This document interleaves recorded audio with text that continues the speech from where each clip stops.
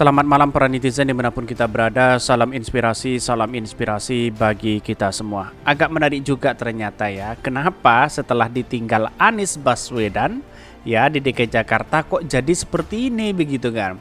Tambah ribet begitu kan, sana sini begitu kan. Ini ada cerita warga ya, Kampung Bayam ya di pinggiran JIS ya. Bahkan dia seolah-olah apa ya, Anies disalahkan begitu kan. Tapi mereka sudah tahu, publik sudah tahu seperti apa mereka begitu kan.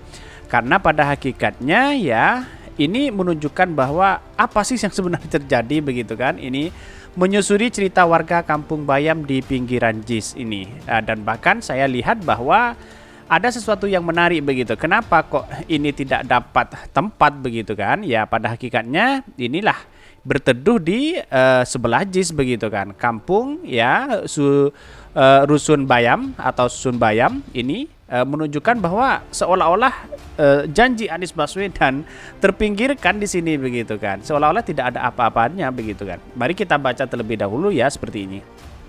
Ini ya, Rusun Kampung Bayam ya sudah dibangun sesuai janji Gubernur Anies Baswedan. Kami mendesak Pemprov DKI segera merealisasikannya karena janji itu bukan atas nama pribadi Anies tetapi sebagai Gubernur DKI Jakarta. Bantulah rakyat kalau bisa dipermudah, mengapa harus dipersulit? Betul begitu kan.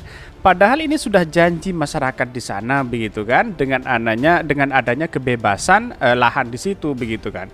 Bahkan ya dari komentar-komentar netizen sangat pedas sekali begitu kan. Kenapa kalau sudah ada yang mudah kok masih dipersulit begitu? Yang janji siapa, yang disuruh merealisasikannya dan ditagih siapa? Mestinya Pak Musni Umar ya nagih mempertanyakan ke yang membuat janji. Kenapa sampai jabatan selesai janjinya nggak dipenuhi? Kan waktu itu masih perencanaan begitu kan. Dan tapi inilah yang kemudian kenapa kok nggak dilanjutkan? Begitu kan logika kita begitu kan. Sebagai BC ya sebagai PJ ya seharusnya dilanjutkan. Ya otomatis kalau Anies Baswedan menjadi gubernur lagi waktu itu ya mungkin akan diteruskan begitu. Yang namanya pejabat ya bisa mengobrak-abrik sana sini ya bisa jadi seperti itu begitu. Terus Anda nge-tweet ini atas nama Anies atau atas nama siapa? Di mana-mana pejabat publik janjinya ya atas nama sebagai pejabat publik tapi juga sebagai pribadi karena dia berjanji saat jadi pejabat.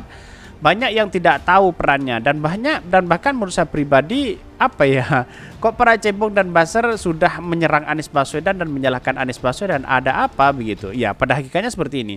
Dugaan sudah diframingkan kalau Anies Baswedan meninggalkan Jakarta ternyata amburadul. Tujuannya agar Anies terganjal nyapres itu aja permasalahannya. Kalau itu benar betapa jahatnya di kaum mempersulit orang kecil, dosa besar kalian mempermainkan orang kecil. Seharusnya tidak begitu juga ya, masyarakat itu seharusnya ditampung di situ begitu. Nah, kenapa kok dilakukan seperti itu begitu kan?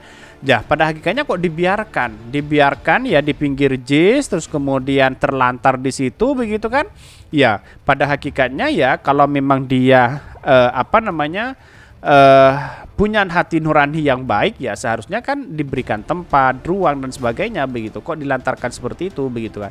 Pesan gue jangan terlalu sering baca narasi-narasi si Musni, ini banyak sekali yang mengkritik mereka begitu kan. Ini banyak sekali, pada hakikatnya ya inilah keadilan sosial bagi seluruh rakyat Indonesia ya, ganti pemimpin ganti lagi ya, kapan mau maju bangsa kita kan kira-kira seperti itu logikanya begitu. Tetapi mari kita baca terlebih dahulu ya beritanya seperti ini. Ini beritanya ini agak menarik juga ya, menyusuri cerita warga Kampung Bayam di pinggiran JIS. Ini banyak sekali begitu kan, tetapi ini judulnya sudah diganti sebenarnya begitu kan. Ini harapan Asep Yani Suwenda 54 mereka lah ya kala menerima undangan peresmian Kampung Susun Bayam ya oleh Gubernur DKI Jakarta Anies Baswedan pada 12 Oktober 2022. Usia ya tempat tinggalnya tergusur ya karena pembangunan Jakarta International Stadium JIS ya. Asep telah terdaftar sebagai calon penghuni rumah susun itu. Dia pun yakin segera memiliki tempat tinggal barunya. Dan bahkan proses panjang telah ia lewati mulai dari verifikasi warga, pengundian nomor unit hingga dikeluarkan surat kepemilikan dari Jakpro. Ya artinya kan sebenarnya diurus begitu kan, baik pemimpinnya siapa kan seharusnya diurus begitu kan. Ini kan demi warga DKI Jakarta begitu. Semua warga diundang pas peresmian, kita nggak diserahin kunci. Sebelum peresmian itu ada tahapan-tahapan. Pertama kita menyerahkan berkas-berkas sebagai persyaratan. Terus nyambung kita verifikasi warga. Bahkan setelah verifikasi ya keluarlah SK penetapan hunian yang dikeluarkan oleh wali kota ya. Setelah keluar SK keluar juga nomor hunian. Dikocok di kelurahan juga kita terima SK penetapan nomor hunian, terus diundang pas peresmian.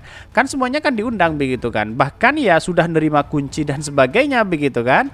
Nah, kenapa kok masih terlantar hari ini? Ada apa? Apa yang sedang dimainkan hari ini begitu kan? Jangan-jangan ya untuk melakukan hal ini ya mengobrak-abrik ya terhadap kinerja Anies Baswedan selama ini dan janji-janji Anies Baswedan selama ini begitu kan, bisa jadi sebagai senjata pas Pilpres begitu. Berdasarkan surat dengan kop berlogo Jack Pro tersebut ya tertulis secara jelas nama warga sebagai calon penghuni kampung Susun Bayam beserta nomor unitnya. Tertulis di dalamnya surat itu merupakan tindak lanjut dari rekomendasi Wali Kota Jakarta Utara perihal data verifikasi warga. Nama-nama terlampir pada surat ini merupakan nama calon penghuni yang akan menempati hunian kampung Susun Bayam sebagaimana yang telah direkomendasikan oleh Wali Kota Jakarta Utara.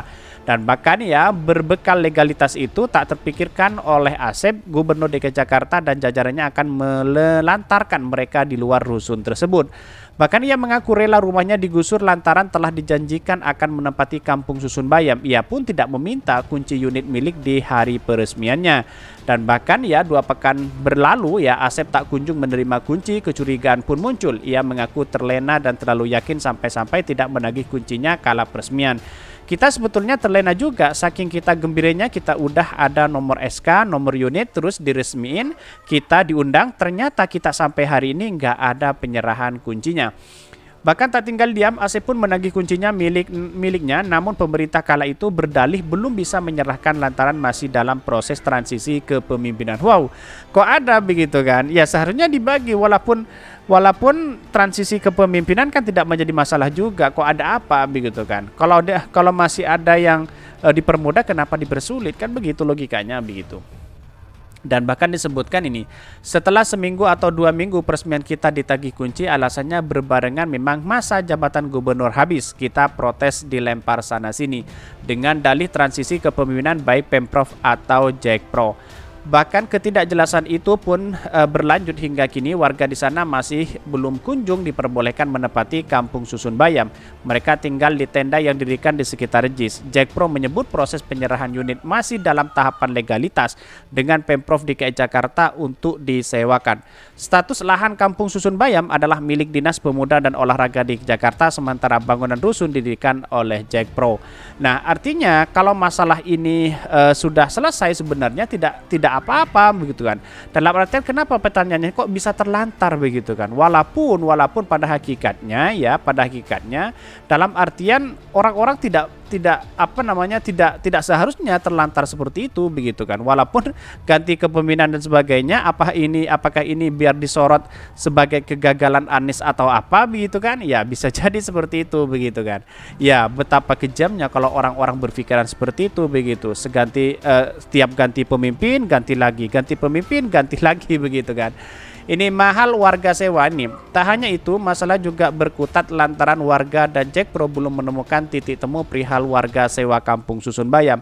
Dan bahkan warga menganggap ya harga yang dipatok Jack Pro terlalu mahal. Sementara Jack Pro bersikukuh ya dengan angkanya, Asep dan warga lainnya bersedia membayar namun tidak setinggi harga yang ditetapkan oleh Jack Pro.